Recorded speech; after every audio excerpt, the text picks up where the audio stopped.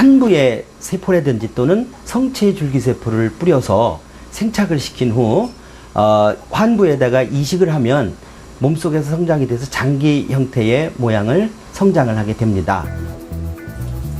이런 인공장기를 만들어내기 위해선 먼저 모양을 잡아줄 지지체가 필요하다. 우리 몸의 대사부산물을 합성해 만드는 지지체는 장기를 만들어낸 후 몸속에서 자연히 녹아 없어지게 된다. 지지체가 완성되면 성체줄기세포를 뿌려 이식한다.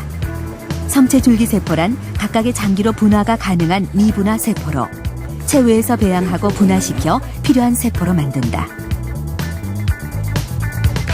연골의 형태로 있어서는 코와 귀, 그리고 연골 디스크 형태, 그리고 뼈, 각막이라든지 손톱, 기관지 이런 모든 것을 만들 수가 있습니다. 재생 가능한 것은 장기의 형태만이 아니다. 척추신경을 손상시켜 하반신이 마비된 쥐도 신경세포 지지체를 이식한 후 시간이 흐르자 완벽하진 않지만 운동 능력이 어느 정도 재생된 것을 확인할 수 있다. 현재로서는 동물 실험 단계에 머물고 있지만은 이러한 것들이 과학적인 어떠한 메커니즘의 규명이라든지 안전성 또는 면역성과 같은 이런 것들이 기술이 점차 해결이 되면 저희들이 성형 재건 분야라든지 여타의 의료 분야에 대해서 상당한 효과를 발휘할 것으로 생각을 하고 있고, 이러한 조직공학 분야에 있어 선진적인 연구를 거듭하고 있는 스페인과 일본의 경우 실제로 사람에게 기관지, 귀 등의 장기를 이식해 성공한 사례들이 학계에 보고돼 큰 화제를 불러일으키기도 했다.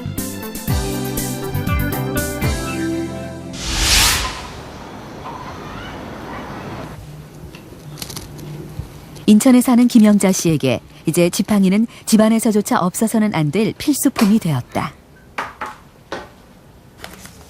발의 통증이 심해 도무지 걸을 수가 없다는 김영자 씨. 붕대를 풀고 보여준 그녀의 발은 심각했다. 아이고. 당뇨병 때문이었다.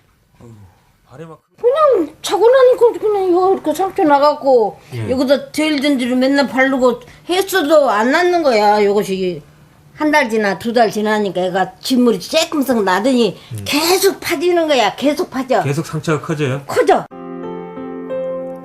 김영자 씨에게 당뇨가 시작된 건 20년 전.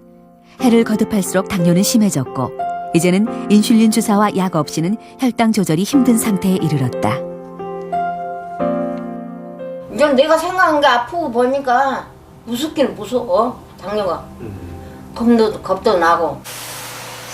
김영자 씨의 병명은 당뇨를 오래 앓은 환자들에게 흔하게 나타나는 당뇨성 족부궤양. 발의 상처가 썩어 들어가는 일명 당뇨발이다. 화장실도 기어서 가고 식사도 기어서 먹고 못 다니지. 그냥 계속 앉아서 계시는 그럼 여기서만 왔다 갔다 하지 뭐. 방 안에서만? 꾸준히 약을 먹고 나름대로는 운동과 음식에도 신경을 써왔지만 당뇨로 인한 합병증은 피해갈 도리가 없었다. 갈수록 커져만 가는 상처 때문에 두려움이 크다는 김영자 씨. 이렇게 될지는 꿈에도 생각도 안 했죠. 합병증이 많이 와서 보니까 이제 많이 상처가 나는 거 겁나죠.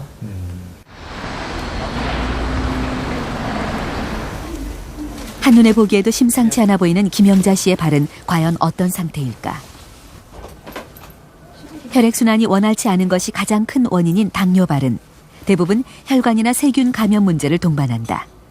먼저 감염된 조직을 절제하고 세균을 치료하는 것이 급선무. 당뇨 때문에 발에 상처가 생겨서 오랫동안 낫지 않던 환자분이세요. 근데 이런 분들은 대개 이제 일반적인 세균이 아니고 아주 그 독한 세균들이 있습니다. 진짜 심한 경우에는 무릎 밑에서 절단하는 경우도 있고 뭐 사실 드물지 않게 이런 일이 발생합니다.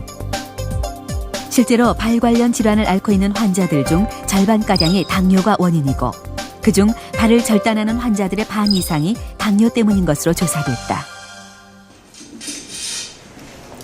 당뇨발 치료를 위해 김영자 씨가 선택한 것은 지방조직세포를 이용한 치료. 배에서 자신의 지방세포를 추출한 후 그중 줄기세포만을 분리해 사용하는 방법이다. 당뇨발에 대한 세포 치료는 현재 인체에 적용이 가능한 조직공학 중의 하나. 원심 분리기로 지방 줄기세포만을 분리해 세균 치료를 끝낸 상처 부위에 뿌려주는데 약 6주에서 8주가 지나면 구멍난 상처 부위에 조직이 차오르는 것을 볼 수 있다. 근데 요즘에는 이제 이 의학이 발달하면서 우리가 세포 치료도 할 수 있게 됐고 이런 식이 되면서 이제 기능이 좋은 세포를 대신 이식해줘서 그 상처 부위가 절단하지 않고 성공적으로 잘 이렇게 마무리되도록 이런 치료법을 해서 상당히 좋은 효과를 거두고 있습니다. 당뇨로 인해 발에 궤양이 생긴 환자들을 두 그룹으로 나누어 각각 세포 치료와 일반 치료를 실시한 결과 실제로 지방세포를 이용해 치료한 그룹이 훨씬 더 우수한 치료 효과를 보인 것으로 나타났다.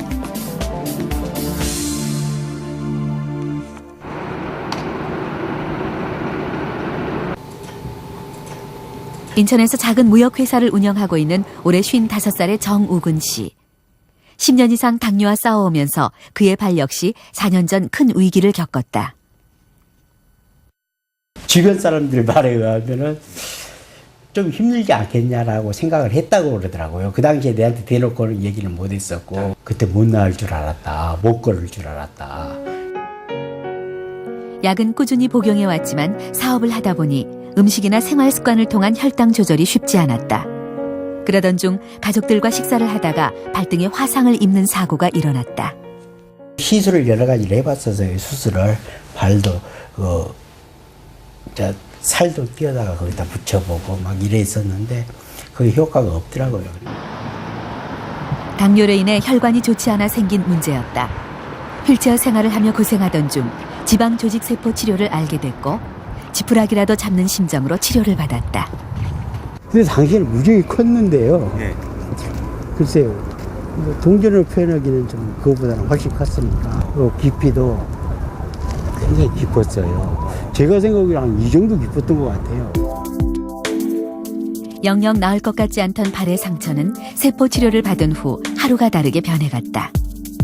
지금은 거무스름한 흔적만이 남았을 뿐 이제 거의 예전 상태를 회복했다. 요즘은 뭐 러닝도 하고 걷기도 하고 등산도 약간 하고 뭐 그렇게 살고 있습니다. 지금까지의 재건 조직은 대부분은 어떤 형태학적인 재건에 많이 초점을 맞춰 있고요. 어떤 기능을 재건해야 될 일도 생길 수 있지 않습니까? 뭐 당뇨가 있어서 췌장 기능을 할 수 있는 세포를 이식해 줘야 된다든지 이런 기능이 있어야 될 텐데 기능적인 면에서는 이 재건에 있어서 아직까지 한계가 있습니다. 앞으로 극복해야 될 과제라고 생각합니다. 성형 중독으로 유명한 조슬린 와일든스타인은 우리 돈으로 무려 40억 원을 성형 수술에 쏟아부었다고 합니다.